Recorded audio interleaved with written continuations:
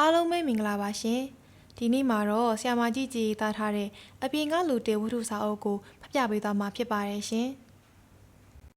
အပိုင်းကနုနဲ့သူတို့ဘယ်လိုဆက်ဆက်မိသည်ဆိုတာကျမဘယ်တော့မှနားလည်နိုင်မင်းမဟုတ်ကျမပင်တန်တို့ပြောင်းသားသည့်အတွက်သူတို့ကျမအကြောင်းဆွေးနွေးဟန်ဆောင်ရာကစတင်လေသလားနုကိုလေလူတွေကပြောကြတယ်တိတ်တန့်ရှင်စင်ကြဲခလေးဆန်နဲ့အမှုရာရှိတတ်တယ်တဲ့နုကတခါပြောဖို့ရင်ထိုမျက်နှာအမူအရာကိုတက်ဆင်ပြဖို့ပါမည်သူနဲ့တွေ့တိုင်းနုထိုမျက်နှာအမူအရာကိုချွတ်မရအောင်တက်ဆင်လေသလားနုကချစ်တက်ခင်တက်နှလုံးပူနေတတ်ပြီးအေးဆက်သောချစ်ဆိုတာမခံစားတတ်သောကျမထွက်ခွာသွားသောကျမကိုအကြောင်းပြုပြီးလွမ်းစကန်ကစတင်လေသလားဒါမှမဟုတ်နုပြောတတ်သောလောက်ကျန်ပုံမြင်အရာတကယ်တော့ချမ်းသာလှသောနုရဲ့အထောက်ပံ့ကိုကျမဘလို့ခံယူပြီးပြန်လည်ခင်မင်ခြင်းနဲ့တော့မတုတ်ပြန်တတ်ဘူးဆိုတဲ့မူတာဝါဒကစတင်လေသလားကျမကဘယ်တော့မှမဖြေရှင်းတတ်ကျမရဲ့မာနာပဲဆိုပါကျမရဲ့အမားပဲတကယ်တော့လေတိတ်နှုတ်တိမ်ဖြင်းခြင်းကိုကျမနိုင်အောင်ရင်ဆိုင်မတိုက်ခိုက်တတ်ကျမရှုံးနိုင်မှာအမှန်ပဲကျမပြိုင်ပြီးမတိမ်ဖြင်းနိုင်ပဲဥပမာနုနဲ့ကျမအားတိုင်းလဲပတ်စာသိမ့်မကြက်ကြပဲပထမနဲ့ဒုတိယနဲ့ပေါင်းပြီးဖြေရသည့်အင်တာဆောင်ရွက်ပွဲကိုကမန်းကနန်းစာချက်ဖြေချသည့်အခါကျမကအောင်ပြီးနုကစောင်းဝဲကြပါသည်နုသည်တပတ်ကျော်များစိတ်ဆိုပြီးကျမကိုစကားမပြောပါနုဘလို့မိန်းကလေးလဲဆိုတာကျမစတင်သိလိုက်ခြင်းပင်ဒီဒါကိုလူတွေသိအောင်ကျမကြင်ညာပြီးကိုချီးကျူးရမည်လားကျမမလုံနိုင်နုစိတ်ထားပုံအတွက်ဝမ်းနည်းပြီးပဲနေသည်တော်ကြီးဖို့တော့ကျမရဲ့ထမိန်များကိုနုကအလဲလဲဝတ်တတ်သည်တော်ကြီးထံကဆင်ရွှေလက်ဝတ်လက်စားများတောင်ငှားဝတ်ပြီးမော်လမြိုင်ကပို့လိုက်သည်ဆိုသေးသည်ကျမဘာလုံနိုင်မည်လဲနုမတမာမှုပြုလေရှိသည်ကိုကျမယွန်းရှာလာပြီးတနေ့တက်နိုင်သည့်အခါခင်မင်တွေ့တာချင်းကိုဖျက်တတ်သည့်အခါကျမထွက်ခွာသွားရမည်လို့ကြံစီပြီးပဲနေသည်ကျမမထွက်ခွာနိုင်ခင်သူတို့ကျမကိုမပြောခဲ့ထပ်ပြေးကြလျင်တော့ကျမသည်ထရာရီထဲမှာကိုနင်းနွယ်ကိုနုမဒိန်ကျင်တော်နေလို့ရေးမှတ်ခဲ့ပါသည်ဒီလောက်ကိုနင်းနွယ်ကိုကျမကာကွယ်ခဲ့သည်သူက18နှစ်မှမပြစ်တတ်သည်အေးလိုနှုံနဲ့အားရရိုးတဲ့သူအလှည့်စားခံလွယ်တဲ့သူသူနုပြောသမျှကိုအေးတခါကယုံခဲ့တယ်လို့ယုံခဲ့တာဖြစ်မှာပဲ23နှစ်ရွယ်မိမလဲနဲ့လူငယ်တယောက်မှောက်မာတဲ့အဖြစ်ပေါ်အချစ်မဖြစ်နိုင်ပါဘူးသူတို့ထွက်ပြေးကြတော့နှစ်ယောက်စလုံးမူးနေကြတာထင်ပါရဲ့ဟိုအခန်းကြီးချင်းမိန်းကလေးများကကျမကြအောင်ပြောကြသည်မိမကဟန်ပန်လေးတန်းသာကြီးနေတာသိပြီးတော့ခေတာမဟုတ်လို့တယောက်ကစလျင်ဘလို့လဲတငယ်ချင်းရှင်းမအောင်လို့တယောက်ကထောက်တတ်သည်အိုးပွဲကတာသွားပြီးလိုက်အောင်အောက်ကပိကနစ်တွေလိုက်နေတာမသိဘူးလားပါဇက်ကတော့သူ့လောက်အဖိုးတန်တာကိုထိမ့်သိမ့်တာမရှိဘူးစီနီယာမဖြစ်လာခဲ့တဲ့ကတော်တော်ထထကြွဖြစ်လာတယ်အပြင်ကရွှေမုံကျဲအထဲက2လ3လဘာ2လ3လလဲခလေးလီဘသူကလေးလဲကာယငယ်ရှင်မမသာသိလိမ့်မယ်လို့မျှော်လင့်ရတာပဲမအားကျဲဟုအများကနာမည်ပေးထားသည့်တောက်ခမ်းမအကြောင်းသူသည်မဆုံးနိုင်အောင်ဆက်အတင်ပြောသည်ကိုကျမမကြားချင်သည်နှင့်တကားထားပိတ်ပြီးသူတို့ပြောတာဟုတ်ရင်ကိုနင်းနွယ်ရဲ့ကလေးလားတခြားတယောက်ရဲ့ကလေးလားနုဒီရှင်နေရောက်နေပြီလားအေးကိုပေါ်စားဖြေပြောခဲ့တဲ့နုသူ့ကိုယ်သူဒီလိုအဖြစ်ခံလိမ့်မယ်မထင်တဲ့နုတကယ်ပဲအရက်မူလို့မှားရတဲ့အဖြစ်လားကျမသိမယုံနိုင်ပြန်ပါနုကိုမေတ္တာမရှိတိုင်းပြောကြတာလည်းဖြစ်နိုင်ပါသည်ကျမနဲ့မမဆိုင်လို့ကိုတတိပေးပါသည်သူတို့ဘာလို့လှုပ်ခွင့်ရှိသည်ကိုနင်းနယ်ဆိုသူဟာလည်းအေးထင်သလားကောင်းမြတ်သူဟုတ်ချင်ပါဟုတ်မြင်လို့အတွေးသိဝင်လာသည်ဘာပဲဖြစ်ဖြစ်ကိုနင်းနယ်နဲ့ကျမကြမှာဘာကတိမှမရှိကတိရှိလေသူဒီလိုလုပ်တတ်လျင်ကျမကကြည့်နေလိုက်မည်မဆက်ဖက်ချင်ပါဘူးတိုးတော့ကိုနင်းနယ်နဲ့နုတို့ကြားရှိမမြဲကွဲကွာကြသည်ကျမဘင်တန်ပြောင်းလာပြီးစစ်ကြောင်းတက်တုံးပင်ကျမတို့နဲ့ပတ်သက်လို့စိတ်မရှိပါစစ်ကြောင်းမပြီးခင်ဖြစ်နိုင်မယ်ဆိုရင်အင်္ဂလန်ကိုထွက်ခွာသွားခြင်းစိတ်ပဲရှိပါသည်မော်လမြိုင်မှထိတ်ဆိုးနေကြသောနုကိုပြစ်ပယ်ထားသောဦးလေးချိုင်တို့ကကိုနင်းနွယ်ကိုသမီးဖြစ်သူကဆွန့်ပစ်ခဲ့တာကိုချိန်နှက်ကြသည်ထင်၏ကျမထံငွေ3000ပို့လိုက်ပြီးနုတို့သားမီကိုမဖိုးဆိုပါသည်ကျမတော်ကြီးတန်လွှဲလိုက်ပြီးနုတို့ကိုအိမ်မနေစေဖို့စီစဉ်ခိုင်းပါသည်ကျမအိမ်ကိုကျောင်းပရက်ရှိမှတောင်ပြန်တော့ပဲဆေးရုံမှာပဲအချင်းကုန်ပါသည်ဆရာများကကျမတိတ်ကျူးစားတာပဲလို့ချီးကျူးကြသည်ဆေးကျောင်းဆေးရုံကလည်းလို့ဗမာစိတ်မဝင်စားတော့တွေ့ရခဲ့သောကျောင်းသူမျိုးလို့ဆိုကြသည်နောက်ဆုံးနှစ်အောင်ပြီးအလုပ်လုပ်တဲ့2နှစ်ရလျင်ရချင်းနိုင်ငံခြားသွားဖို့ရွေးချယ်ဖို့အဆင်သင့်ပဲဆိုကြသည်သို့တော့ကျမမဆောက်ချင်ပါကျမငွေကြေးတက်နိုင်သည်မှာအလွန်ကန်ကောင်းသည်ပင်အောင်ချင်းတရက်ပင်အပိုမနေပဲတောက်လျှောက်ကျောင်းဆက်သွားဖို့အင်္ဂလန်သို့စာရေးလျှောက်လာများတင်ရသည်ဆရာရင်းများကထောက်ခံစာကောင်းရေးကြသည်ကျမရွှေတသိက်စုတွေရပြန်သည်အောင်မြင်သူလို့ဆိုကြပြန်သည်ဆေးပညာဖြေဘဝမှာတလန်းနဲ့သွားတော့မိသူပင်တဲ့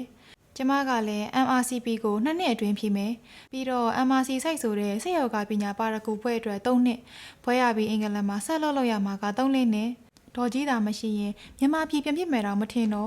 ့ကျမကိုတသက်လုံးဆောက်ရှောက်လာတဲ့ဒေါ်ကြီးကိုမသေးခင်ပြန်လည်ပြုစုရမည်ဒေါ်ကြီးကစီးချိုယောဂဖြစ်ပြီးတယ်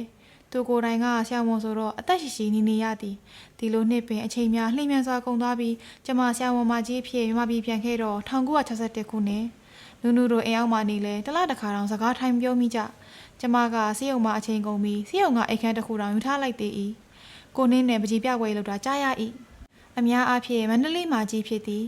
ရန်ကုန်ကိုလာသည်ဆိုတော့လေကျမကိုသူ့ရှာဖွေသလားမသိ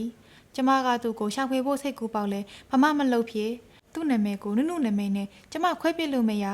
မဝိုင်းသမီးလက်ထပ်ပွဲမှာသူနဲ့ကျမပြန်တွေ့သည်မှာတော့ကံကြမ္မာတတ်မဟုတ်သူနဲ့ပြန်တွေ့ပြီးမြ мян ဆန်ဆန်ထပ်တွေ့ကြတာလေကံကြမ္မာတတ်မဟုတ်ကိုနင်းတွေလှူရှားလာခြင်းဖြစ်လေသည်ဒီတော့ကျမကလည်းအသက်ရှင်လှူရှားနေသူဖြစ်သည်အင်းရလိတ်ဟိုတယ်ကစားပြီးအင်းရလိတ်ဟိုတယ်မှာပြန်ဆောင်တွေ့ကြပြန်တာလေကံကြမ္မာတတ်မဟုတ်ကျမတို့နှစ်ဦးသဘောတူဖန်တီးချက်ပဲကျမတို့နှစ်ယောက်လုံးတာဝန်ရှိသည်တာဝန်ယူသည်ကျမပြောသောနုနုပုံမြင်ကိုနားထောင်ပြီးဆုံးသွားတော့သူအံ့အားသင့်လိမ့်မယ်လို့ထင်သလောက်သူအံ့အားမသင့်သူဘယ်လောက်ငယ်ရွယ်နှုံအားခဲ့သည်ဖြစ်စေဘယ်လောက်စိတ်ကိုယဉ်ပြီးသူ့ရဲ့နုနုပုံမြင်ကိုလှပအောင်ချဲလိုသည်ဖြစ်စေနုနုနဲ့အတူနေနှိစက်လိုက်ခြင်းကသူ့ကိုသိမြင်စေလိမ့်မည်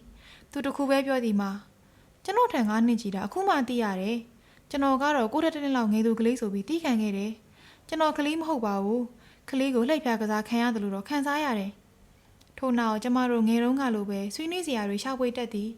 လူသက်တော်ဝါတချို့ရဲ့စိုးသွမ်းညံ့ဖြင့်ကြမ်းတမ်းခြင်းဟာရွတ်သွတ်တဲ့ယောဂလေးလားမတမာယုံမှမှုတသက်လေးလားလူတစ်ယောက်ဟာအကောင်းတဲ့အဆိုကိုခွဲခြားတတ်တဲ့အခြေအနေမှာရှိရင်လူသက်မှုအတွက်မဒိမ်းမှုအတွက်တာဝန်ရှိသူဖြစ်ရမယ်လို့သူထင်သည်ကျွန်တော်ဖះတရားညှို့လိုက်စားသူမဟုတ်တော့လဲငါးပါးသီလာမှာတော့ယုံကြည်တယ်ဒီလိုပြောလို့အေးကရဲရှင်းမယ်မဟုတ်ပါဘူးငါးပါးသီလာကလူဘဝမှာဘလို့အရင်ကထိမ့်သိမ့်ချုပ်တည်မှုမျိုးနဲ့နေသိနေလို့အကျဉ်းယုံမြပြထားတာပဲလို့သူဆိုသည်အေးရဲ့စိတ်ယောဂပညာသမားအဖြစ်နဲ့ကတော့စိတ်နဲ့သီလာမလုံးကြုံနိုင်တော့ကိုယ်နဲ့လုံခြုံရမယ်ပေါ့တမျိုးပြောရရင်စိတ်တွင်ကဘလောက်ပြစ်မှားမိလဲလက်မပါရင်ပြီးနိုင်တယ်လက်ခံနိုင်တယ်ဗုဒ္ဓဘာသာတရားလောက်မကျင့်ကြဘူးဟုကျမကပြောသည်ပြီးတော့တချို့စိတ်ယောဂဆရာဝန်တွေကလူတက်မှုမဒိမ့်မှုစတဲ့မတမာမှုတွေဟာရွတ်သွချင်းလို့ယုံကြည်ကြတယ်တခါတော့ကတည်သွားတဲ့လူသက်သမားထောင်သားတွေရဲ့အုံနောက်တွေကို3000လောက်ထင်တယ်ခွဲစိတ်စစ်စီသူ့ရတနာလုပ်ကြည့်တော့အထဲမှာကင်ဆာလုံးနေတွေ့တာအများကြီးလို့ဆိုတယ်သူကမတမာတဲ့လူတိုင်းရဲ့အုံနောက်ကင်ဆာဖြစ်နေတယ်လို့တော့ရာဂိုင်နှုန်းပြည့်မဆိုင်နိုင်ဘူးမဟုတ်လားတနည်းပြောရရင်အုံနောက်ကင်ဆာရှိတိုင်းလဲလူသက်သမားမဒိန်းကောင်ဖြစ်ဘူးသူပြောတာမှန်ပါတယ်ဆေးရောဂါရှိတဲ့သူတိုင်းလည်းရုံမာသူမဟုတ်ဘူးရုံမာသူတိုင်းမှာလည်းဆေးရောဂါမရှိဘူးကျွန်တော်ကလူဆိုတဲ့တတော်ဝါဟာသူ့အကြီးကျယ်အထုံးလေးဆုံးတိရစ္ဆာန်လောကမှာအမြင့်ဆုံးဖြစ်တဲ့အုံနောက်ကြောင့်ပိုပြီးပဲတာဝန်ကြီးရထင်ပါတယ်ပိုပြီးတာဝန်ယူရမယ်ထင်ပါတယ်ကျမကသဘောတူပါသည်သို့တော့ကြောင်လေးပတ်ပီကိုတတိယပြီးတိရစ္ဆာန်ဆိုပြီးသူတို့ကိုတော့အထင်မသေးနဲ့နော်တိရစ္ဆာန်တွေဟာလူထက်မြင့်မြတ်နိုင်တဲ့အချက်တွေရှိတယ်သူတို့နဲ့တကယ်ရင်းနှီးဆက်ဆံတတ်ရင်သူတို့မှလူတွေဥညွတ်နိုင်တဲ့အရေးချင်းတွေဘယ်လောက်ရှိရဲဆိုတာမြင်နိုင်လိမ့်မယ်အေးရဲ့ပတ်ပီလေးကတိတ်ချွဲတာလို့သူကကျမစိတ်ကိုဖတ်မိတယ်လို့ရဲပြုံးစေအေးရဲ့ပတ်ပီလေးကတိတ်ရိုးဖြောက်တယ်တစ္ဆာရှိတယ်ချစ်တတ်တယ်အေးအတွက်ဖြစ်နိုင်ရင်လူအပ်ရင်အသေးခံမဲ့ပုံပဲလို့ယုံကြည်ကြည်ပြောမိသည်အင်္ဂလန်မှာတော့ကအေးရဲ့မိတ်ဆွေတယောက်ကတိရစ္ဆာန်ကိုဆရာဝန်သူနဲ့ခဏခဏလိုက်သွားပြီးတိရစ္ဆာန်တွေနဲ့ဆက်ဆံခွင့်ရခဲ့တယ်အေးတိရစ္ဆာန်တွေအကြောင်းစာဖတ်ရုပ်ရှင်တွေကြည့်တယ်လူတွေကိုမတမာမှုလုပ်တတ်တယ်ဆိုပြီးညင်းငွေးတဲ့အခါတိရစ္ဆာန်ကိုဆရာဝန်ဖြစ်ချင်တော့တယ်ဟုတ်လားအေးလို့သူကစိတ်ဝင်စားလာသည်သူသိတယ်မဟုတ်လားမြေခွေးတွေအုပ်နဲ့ချီပြီးအစာချတတ်တာမြောက်တွေမိသားစုစနစ်နဲ့အချင်းချင်းဆော့ရှောက်တတ်ကြတာဆင်မသားမွေးရင်အတော်ဆင်မတကောင်ရောက်လာပြီးခလေးကိုကူညီဆော့ရှောက်တတ်တာငှက်မျိုးပေါင်းများစွာဟာတေးအထိအဖိုးအမတစုံနဲ့သစ္စာရှိရှိဆုံးဖြတ်ပြီးနေတတ်ကြတယ်မိခင်ရောဖခင်မှာဥမှုဥခင်အိမ်တူဆောက်ကြတားငယ်ကိုအစာချကျွေးကြအပြန်တင်မိကြနဲ့လူတွေထက်မြင့်မြတ်နိုင်ပါတယ်ကိုနင်းတွေကမရှင်ပြနိုင်ပဲကျွန်တော်ကိုထိုင်ရိုက်တိုက်ခတ်လိုက်တာလားအေးရဲ့လို့မေးတော့ဒီလိုမရည်ရွယ်ပါဘူးတိုက်ခတ်ခြင်းစိမ်မရှိပါဘူးကျွန်တော်မှပကြီးဆွဲရမှဖြစ်မယ်နေပြောတော့ပြောမယ်ဆိုတဲ့ယောဂရှိတာအေးတိတာပဲကျွန်တော်မှပကြီးဆွဲရမှဖြစ်မယ်နေပြောတော့ပြောမယ်ဆိုတဲ့ယောဂရှိတာအေးတိတာပဲစကားတစ်ခုကလည်းမဟုတ်ခင်မှာဥကိုခင်တဲ့ကျွန်တော်သားကိုမွေးခွင့်အတူကြချာနေခွင့်လည်းမရခဲ့ပါဘူးကျမကခဏတွေးဝေးပြီးသူချစ်တော်ချစ်တတ်သူပဲအေးနဲ့လည်းအတူနေခွင့်မရတာအကြာကြီးပဲအေးကိုတော့သူလိုက်ရှာတယ်အိုးအဲ့ဒါကတခြားစီပဲဒါပဲပြောတတ်တယ်မဖြစ်ရှင်းတတ်ဘူးဒီရှစ်ဆိုတဲ့ကြီးမားခမ်းနားလာတဲ့ထူးခြားဆန့်ကျင်လာတဲ့တွညှိမှုလို့ဆိုရမလား အဲ့ဒီကိစ္စကအဖြေမရှိတဲ့မိကွန်းပဲအေးပြောတဲ့စုံနဲ့တွဲဖက်ပြီးတစ္ဆာရှိရှိတေထိပေါင်းချတဲ့ဝန်ပိုငှက်တိတ်ငှက်တွေကပဲဖြေနိုင်ပါလိမ့်မယ်ကျမကစောင့်နေစေသူကပြောသည်မှာအေးမယုံဘူးလားမပြောဘူးလားကျွန်တော်တို့အဲ့ဒီချစ်ကိုကြုံကြရတာသူတိသားနဲ့လို့ပြောတော့သူ့ထုံစံအတိုင်းအရင်တစ်ခါကလိုပင်သူငယ်ချင်းကောင်းပြီးပွပွလင်းလင်းပြောစမ်းပါလို့သူကစတက်သည်အေးတတိယသည်လားကျွန်တော်တစ်ခါကဆက်ထားတဲ့ကြပြအေးကိုရွတ်ပြတာလေသူကြပြတွေတက်ရွတ်တာပဲဖဲကြပြလဲမောင်အလားလို့သူကလွန်းလွန်းဆွဆွဆိုးလိုက်သည်မောင်အလားသစ္စာညာဦးနှင်းစီဖူးလဲပွင့်မြူးလှစ်တဲ့ဖြောက်ဖြူးချင်းနဲ့မူရရနံခန်းလုံးပြန်တော့မရွတ်တော့ပြီးလွတ်ခဲ့ပြီးပင်နှောင်ချီတစ်ဖန်တွေ့ညိပြန်သည်ဆိုတာလေကျမကမှတ်မိတယ်အမြဲမိမိနေတာကနှောင်ချီနဲ့တွေ့ညိနေတယ်ဆိုပြီးဘာကိုမရွတ်နာလွတ်ခဲ့တာလဲကျွန်တော်ကအဲ့ဒီကြပြဆက်တဲ့လူဆိုတော့နားလည်ပြီးသားပေါ့အေးကမီးမလားလို့အကြာကြီးဆောက်ခဲ့ရတယ်ခုမှမီးတယ်အေးကကျွန်တော်နှင်းစီဖူးပဲ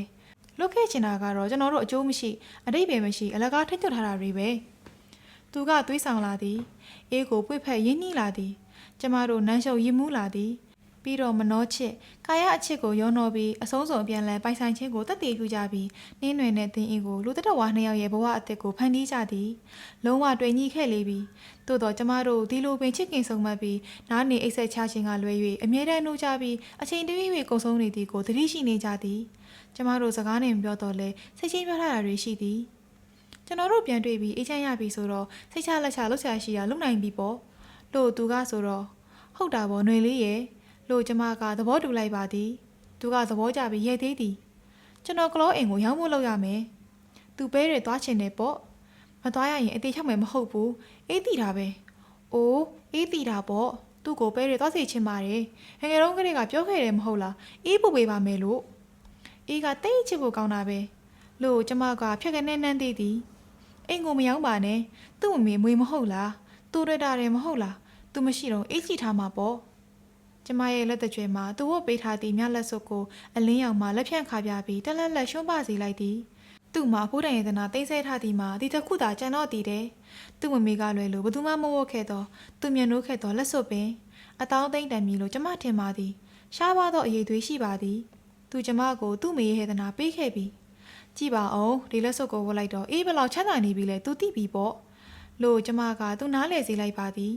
သူ့အတွက်ပဲရသွားဖို့လင်းမြန်လက်မှတ်ပဲရမာနေနိုင်ဖို့ချက်လက်မှတ်ကျမပေးမိကိုသူညင်းခွင့်မရှိနိုင်တော့